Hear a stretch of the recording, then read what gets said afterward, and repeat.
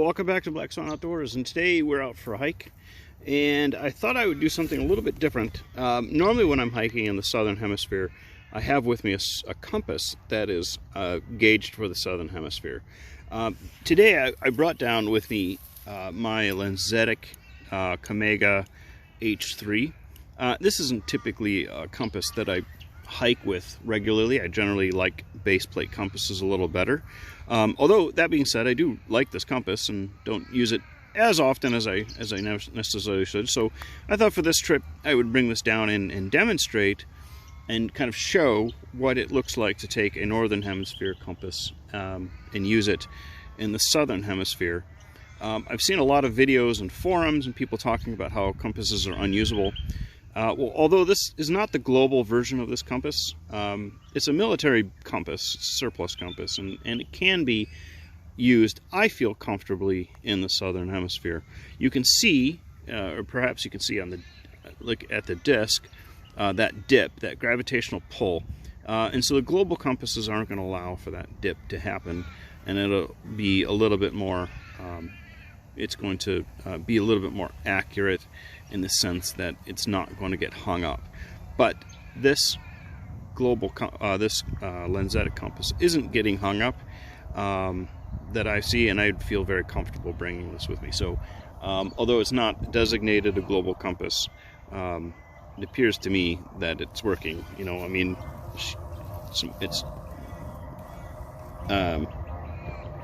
if you compare that then to, say, a real global compass here, like this one, you can see that they line up a little too close to that compass, that it lines up same direction.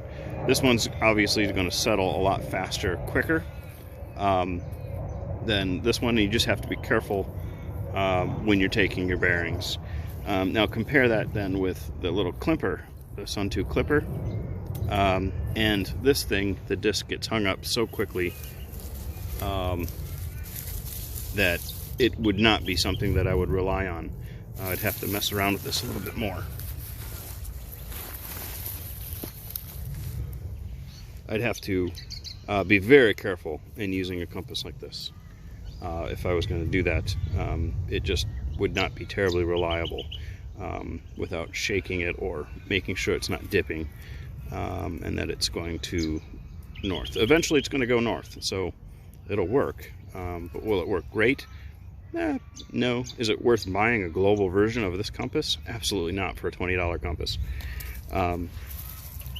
So for those of you that want a global compass but don't want to spend the money for a global compass, you can certainly get by with something like this, with the Lenzetic compass, without much trouble.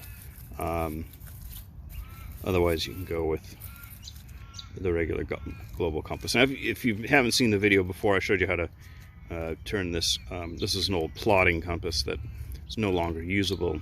Cut it down and made it into a wristwatch compass, so I can wear this on my wrist.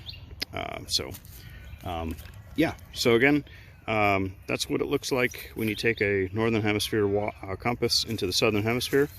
Hopefully this video was entertaining and interesting. Stay tuned for more, and if you're interested in navigation, we have tons of videos on land navigation in our land navigation series.